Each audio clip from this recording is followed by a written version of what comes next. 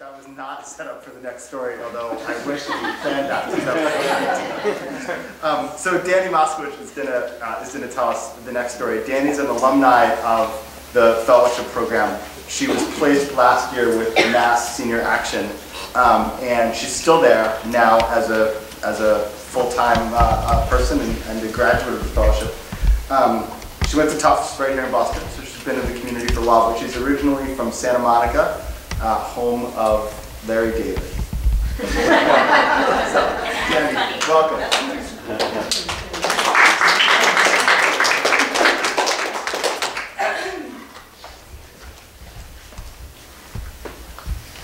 Do I quit my job or do I stay? The question blares as loudly as the hundreds of honking cars around me. I am stuck in the shittiest of Boston traffic, driving two senior citizens home from the State House, and it feels like I've been in the car for 10 years. Welcome to a typical day as a community organizer at Mass Senior Action Council. To my right is Ann Stewart, a 91-year-old black woman from Mattapan who the week before spoke to a packed auditorium rallying the MBTA to lower paratransit fares for seniors and people with disabilities. In the back seat is Arthur Alexander, an 87-year-old black man on the tenant council of his subsidized housing development in Franklin Field. And he tells me wild stories about the Korean War and his 27 kids, sometimes 25 kids, it seems to change. The traffic thickens, and suddenly my GPS announces in the cruelest voice, "Lost all satellite reception." I am totally lost. I have no idea where the hell I'm going on the road in this unfamiliar neighborhood, and it becomes painfully clear I'm lost in a lot of other ways too. I grind my teeth. How am I supposed to change the world when I can't even get my leaders home?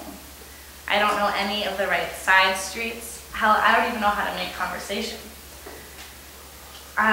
Is it really possible for someone to stand for justice when they're stuck sitting in a stupid Toyota Corolla? Wondering if a white person from a privileged background, I should even be there in the first place. After 8 months of sitting in traffic up to 3 hours a day with these folks, I've asked just about every question I can think of to fill the time. I decided a while back that I would do anything but talk about myself. If I didn't bring up the fact that I was a white, Jewish, 23-year-old from Santa Monica, then they wouldn't notice, right? Great year. Anyway, a sudden red light brings us to a screeching stop, and I happen to look up at the street sign, Blue Hill Avenue. And I'm brought back to a recent join session led by longtime Boston organizer Lou Finfer. He taught our fellowship cohort about Jewish history in Boston. One thing stuck out to me in particular. Apparently Jewish folks and black folks used to live and work together in Dorchester, Mattapan, and Roxbury, the very communities where I was working and where I always felt so out of place. Then came blockbusting, which is when banks and real estate companies, in a quest to make an even bigger profit, actually pitted black folks and Jews against each other. So they used blacks to bully and threaten Jewish folks to leave their homes and sell at a really low price.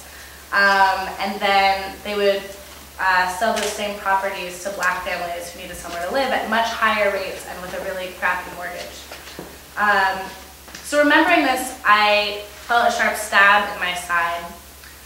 Shame at the role that we played as Jews, even if by accident, and powerlessness. That I couldn't go back and change how things went down, that the Jews and the black folks around back then couldn't either. I really want to ask Ann and Arthur about this, but I'm scared. What if I remind them that I'm white and Jewish? Will it remind them that my people have been lifted up by some of the same forces that push them down?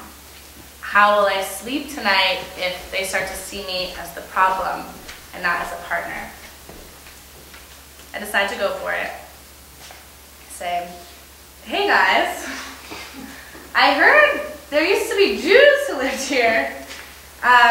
What do y'all think about that? It's a little nervous. And the silence that followed seemed to last 40 years. It's probably more like 3 seconds. Then Arthur smiled and he said, "Oh my God, that brings me back. You know, they actually used to call this area Jew Hill Avenue because there were so many Jews here." Jew Hill Avenue. I couldn't believe it. There I was on the biggest avenue in the area. The street I'd been driving up and down for months, and it was nicknamed Jew Hill. Now there are hardly any Jews in sight except for me and my little gray Toyota. We started exchanging stories wildly. I even learned that Arthur's 23rd, sometimes 24th daughter married a Jew. And now he calls me on all the Jewish holidays, wish me Chag Sameach. And we felt like archaeologists, and Arthur and I, uncovering a shared hidden history. So in that moment, my job completely shifted meaning. By choosing to open up about myself, rather than pushing my members away, I actually opened up new points of connection. I brought out stories, really important stories, and a common history that bonded us together. Driving members home from chapter meetings and rallies no longer felt like a tedious chore, it felt like an act of resistance. In every awkward moment in that car, I was living out a narrative that had been written for us. A story that said blacks and Jews don't belong together. Standing in solidarity with Anne and Arthur was nothing less than an act of defiance against the forces that made money off of dividing us 50 years before, and we're trying to do the same thing today. So, I decided not to quit, and a year later, I'm still working at Mass Senior Action, and every day, I work really hard not to erase my Jewish identity, but rather to root myself in it.